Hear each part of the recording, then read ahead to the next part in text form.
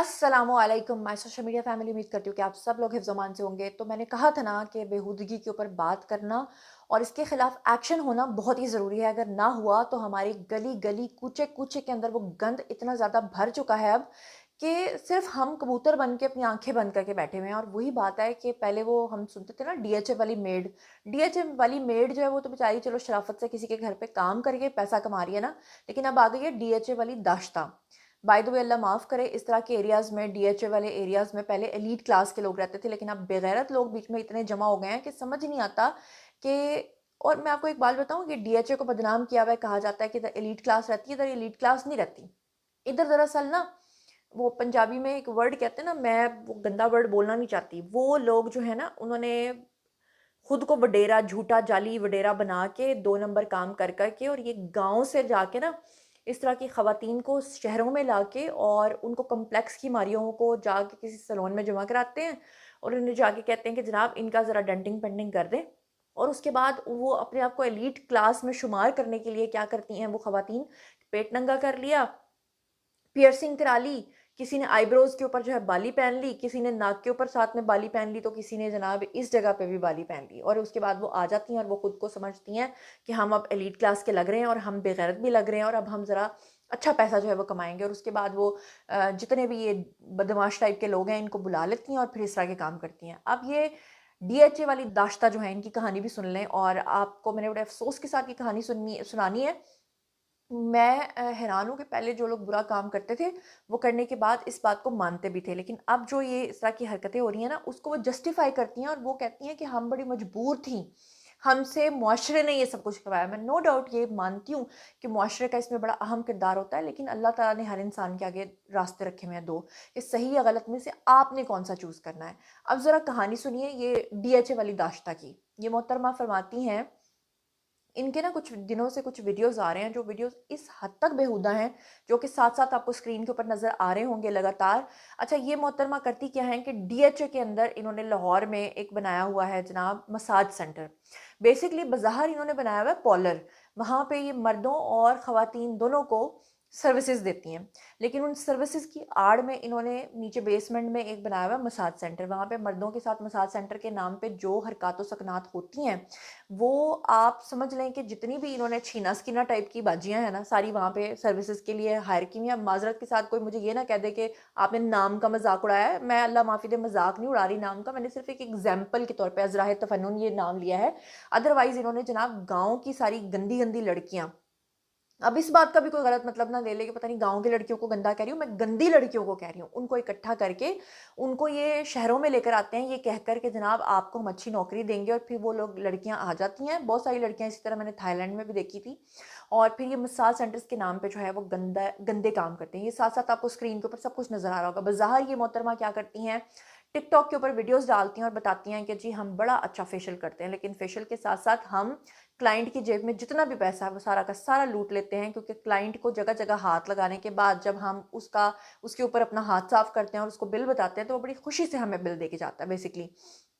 हैरानकुन बात ये है कि इस खातून का मैं अकाउंट देख रही थी और अभी तक इसके खिलाफ कोई एक्शन नहीं लिया गया। अथॉरिटीज़ क्यों नहीं सोच रही, ये मेरी समझ से बाहर है। लेकिन ज़रा इस औरत की कहानी भी सुन लीजिए कि ये बहुत ज़्यादा वायरल हो गई। इसको एक इंटरव्यू में बुलाया गया और वहाँ पर इससे पूछा गया कि इतनी ज़्यादा बेहूदगी करने की रीज़न्स क्या हैं? तो इसने वहाँ पर बैठ के खुद को जस्टिफ़ाई करने के लिए मुआशरे को ज़ालिम और खुद को मज़लूम पेश करना शुरू कर दिया।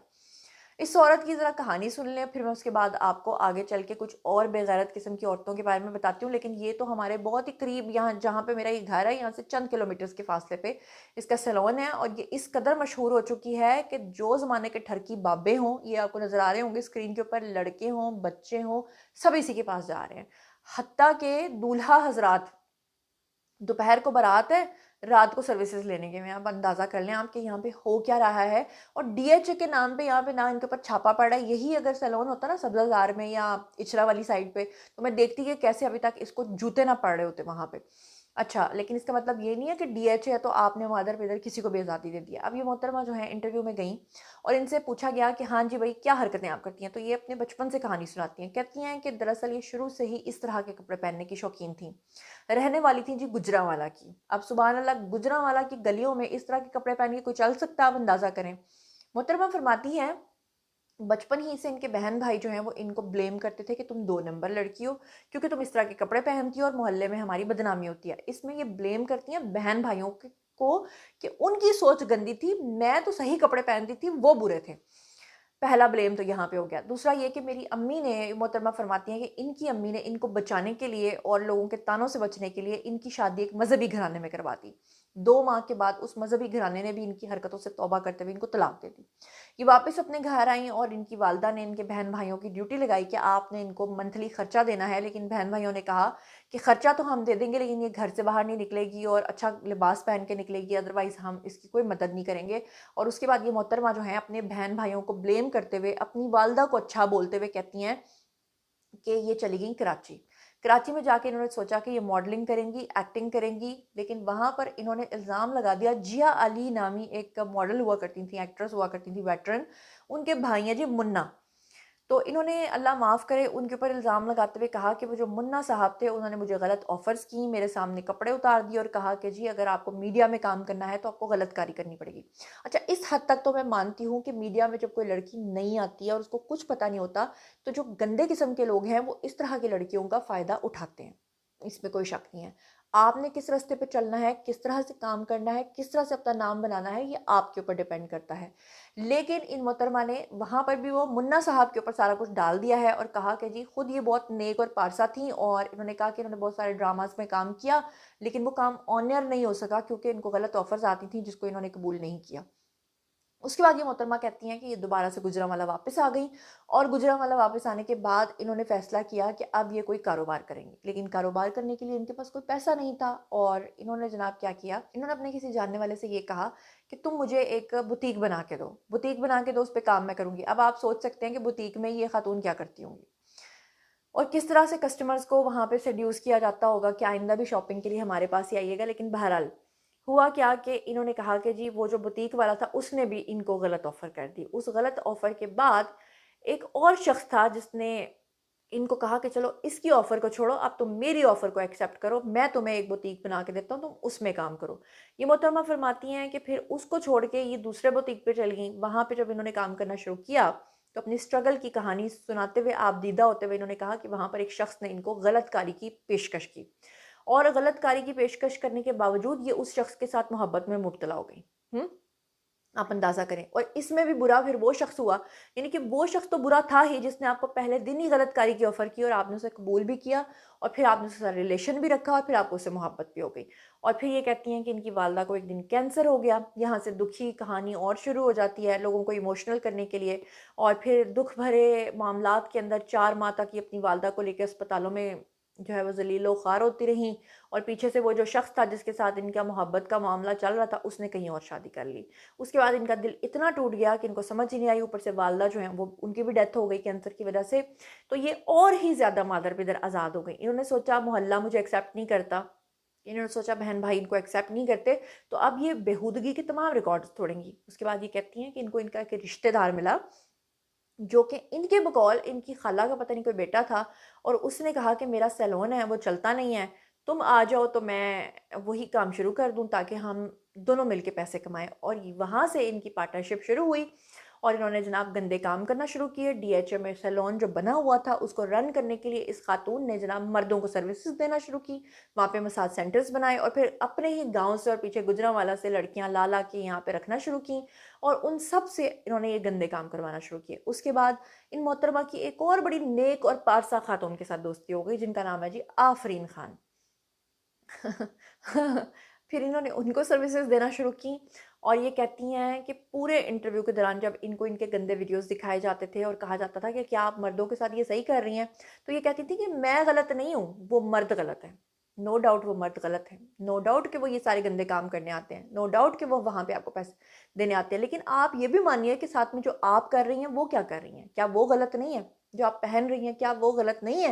लेकिन वो हर बात में दूसरे को ब्लेम दे रही हैं। यानी अगर बहन भाइयों ने घर से निकाला तो वो बुरे थे, ये बुरी नहीं थी। अगर शौहर ने तलाक दी तो वो बुरे थे, ये बुरी नहीं थी। अच्छा, अब ये जनाब क्या करती हैं कि सड़कों के ऊपर खड़ी हो जाती हैं, डीएचए की सड़कों के ऊपर, वहाँ पर एक ये मरासी सा आदमी है जिसके साथ ये गंदे गंदे वीडियोस बनाती हैं और उसके बाद ये दंदनाती फिरती हैं। कोई इनको रोकने वाला नहीं, कोई इनको पूछने वाला नहीं, कोई इनके ऊपर कार्रवाई करने वाला नहीं। वीडियोस आप लोगों ने स्क्रीन पे देख ली हैं। मैं अरबाब इक़्तिदार और इख्तियार से रिक्वेस्ट करती हूँ हाथ जोड़ के कि इस बेहूदगी को ख़त्म किया जाए। अगर नहीं किया जाएगा तो मोहल्ले मोहल्ले और गली गली में ये चीज़ें जो हैं वो प्रॉपर तरीके से शुरू हो जाएंगी। थाईलैंड के अंदर तो एक फुटपाथ के ऊपर खड़ी हुई आपको नजर आती हैं, यहाँ पे आपको फुटपाथों पे नहीं हर घर के अंदर नजर आएंगी। फिर पाकिस्तान से भागती हैं तो फिर दुबई पहुंच जाती हैं। और अल्लाह माफ़ करे, दुबई एक ऐसा मुल्क है जहाँ पे मुझे घूमने का बड़ा शौक था, लेकिन अब दुबई के नाम से ही डर लगता है कि यार दुबई चले जाएं तो बदनाम ही ना हो जाए कहीं। अब ये स्क्रीन के ऊपर आपको सामिया नामी खातून नज़र आ रही हैं। इनका नया बयान आया। मोहतरमा फरमाती हैं कि मैं चाहती हूँ कि मुझे कोई नेक मर्द मिले जिसे मुझ पर यकीन हो, मैं कुछ भी पहनूँ उसे फ़र्क ना पड़े। ये कैसा यकीन है, ये कैसा फ़र्क है, ये मेरी समझ से बाहर है। यानी जो मर्द अगर आपको अपने घर की इज्जत बना के रखेगा तो वो बेगैरत तो फिर कभी नहीं होगा। और अगर वो बेगैरत है और वो आपकी बोलियां लगा रहा है और आपसे बिजनेसेस करवा रहा है तो फिर आप उसकी इज्जत नहीं कर सकती, ना आप उसकी इज्जत हो सकती हैं और ना ही वो नेक मर्द हो सकता है। अच्छा जी, अब ये बात पता क्या है, मामला इस हद तक बेहूदगी तक पहुंच गया कि कभी सोचा भी नहीं था कि पाकिस्तान के अंदर ये सब कुछ हो सकता है। और ये खातून तो चलें टिकटॉक बनाती है और टिकटॉक की वजह से सामने मंजर-ए-आम पर आ गई है और बदनाम हो गई है ना। लेकिन मैं आपको ये भी बताऊं कि इसमें कोई शक नहीं है कि हमारे गली गली मोहल्ले मोहल्ले में ये सब चीज़ें हो रही हैं। आपको क्या लगता है कि डीएचओ में इस अकेली खातून का इस तरह का एक सैलून है? बल्कि मैं खुद इस तरह के बहुत सारे सैलून्स को जानती हूँ। मैं आपको ज़ाती तौर पे बताती हूँ कि मैंने एक जगह पे अपने बालों को वो जब रेड कलर करवाया था, तो मैं एक सैलून में गई और बज़ाहिर वो सैलून बड़ा ही अच्छा, ज़बरदस्त और बड़ी एज्ड खातून थी वहाँ पे जो सारी ये सर्विसेज़ दे रही थी। लेकिन बाद में जाके मुझे पता चला कि इसकी एक बेसमेंट भी है, जहाँ पर दूसरी टाइप की सर्विसेज़ नीचे चल रही हैं, जिसके बारे में हम लोगों को जो आम वॉक इन क्लाइंट्स हैं, उनको नहीं पता चलता। इसका मतलब ये है कि पुलिस वालों को ये बाकी सबको सब कुछ पता होता है, वो इनके साथ मिले हुए होते हैं, प्रॉपर भत्ता लिया जाता है। अदरवाइज ऐसे कैसे हो सकता है कि जनाब पाकिस्तान जैसे मुल्क के अंदर ये चीज़ें चल रही हैं। अच्छा जी, और फिर आपने देखा कि टिकटॉक के ऊपर जो लाइव के ऊपर जो बेहूदगियाँ चलती हैं, इसमें एक क्लिप आपको दिखाना चाहती हूँ और ये दोनों खवातीन क्या बात कर रही हैं और जिस तरह से डबल मीनिंग करके बातें लोगों से ये शेयर लेती हैं, मतलब मुझे नहीं समझ आ रहा कि ये जहरीला रुझान हमारी जनरेशन को कहाँ लेकर जा रहा है। Have a look. फ्री में डेमो देने लगी जी, चेक करो यार। तुसी खेलना है, समझ आई ना, खेलना जे इंज मैं पढ़ांगी ना इंज तू पढ़ना है। क्या बनने पता क्या करा। स्क्रीन के ऊपर आपको एक और आंटी जी नज़र आ रही हैं जो बज़ाहिर आपको कह रही हैं कि अपने शौहरों की खिदमत किया करो, और मैं उसको दबा रही हूँ और दबाने की आड़ में जो कुछ वो कर रही हैं मुझे कुछ बताने की ज़रूरत नहीं। मैं तो तौबा तौबा कर रही हूँ, अल्लाह मुझे माफ़ करे, तौबा अस्तगफिरुल्लाह। और ये खातून जो हैं, इन समेत अगर इस तरह के लोगों के ख़िलाफ़ अब भी कोई एक्शन नहीं लिया जाता तो फिर पता नहीं हमारे मुआशरे का जो बिगाड़ है ना वो कभी सुधर भी पाएगा या नहीं पाएगा। मैं आपको बताऊँ, जब मैं थाईलैंड गई तो वहाँ पे मैंने मर्द हज़रात बहुत कम देखे, ख़वातीन ज़्यादा देखी जो इस तरह के काम कर रही थी। तो मुझे पता चला कि बहुत ही गरीब मुल्क है। तो मैंने कहा कि फिर हम लोग यहाँ क्यों आए हैं और पूरी दुनिया से लोग यहाँ पे क्यों आ रहे हैं। पता चला कि यहाँ पे बहुत सारे आइलैंड्स हैं और यहाँ पे समंदर हैं और तरह तरह के फ्रूट्स हैं और लोग जो हैं चीप पैसों में, कम पैसों में जो है वो यहाँ पे अपना ट्रिप कर लेते हैं। और उसके अलावा ये कि उनको गलत कारी की बड़ी ऑफर्स मिलती हैं। तो मैं बड़ी हैरान हुई, तो मुझे पता चला कि ये बड़ा गरीब मुल्क था, डूब चुका था, डिफ़ॉल्ट कर चुका था, लेकिन इनकी इकोनॉमी को यहाँ की औरतों ने संभाला है। पहले तो मेरे जहन में बड़ी रिस्पेक्ट थी कि अच्छा औरतों ने संभाला है। बाद में पता चला कि वो औरतें क्या कर रही थी, लेकिन ऐसा नहीं था कि वहाँ पे सारी बुरी थी। वहाँ पे जो प्लेन के अंदर एयर होस्टेसेस थी वो गलत काम नहीं कर रही थी, वो इज्जत के साथ अपनी रोटी कमा रही थी। जिस होटल में हम ठहरे थे वहाँ पे जो रिसेप्शनिस्ट थी या जो सर्विसेज प्रोवाइड कर रही थी, वहाँ पे जो रूम्स की सर्विसेज कर रही थी, जो साफ़ कर रही थी, वो इस तरह का गलत काम नहीं। इसका मतलब है कि सबके पास खुले ऑप्शन थे, उसके बावजूद भी रोज़गार इज्जत के साथ कमाने वाली खवातीन भी वहाँ पे मौजूद थी। ऐसी भी थी जो टैक्सीज चला रही थी, ऐसी भी थी जो बाइकिया टाइप की बाइक्स जो होती हैं, उबर बाइक्स, वो भी चला रही थी। तो कहने का मकसद ये है कि बुरे माहौल में रहकर भी आप साफ रह सकते हैं और आपके ऊपर डिपेंड करता है। इसका मतलब ये नहीं कि खुद को मजलूम बना के आप ये कह दें और जस्टिफाई करना शुरू कर दें कि हमें मुआशरे ने इस चीज़ के ऊपर जो है वो मजबूर कर दिया था और हम ये हो गए थे। बहरहाल जनाब, ये था आज का वीडियो। बारी है जी आप लोगों के कमेंट सेक्शन में बताइए कि क्या आपके इर्द गिर्द भी इस तरह की बेहूदगियाँ हो रही हैं और क्या आप लोग भी देखते हैं कि उसके खिलाफ कोई एक्शन लिया जा रहा है या नहीं। जो कुछ भी सोचते समझते शेयर कीजिए, चैनल को सब्सक्राइब कर लीजिएगा। अल्लाह ने के बाद।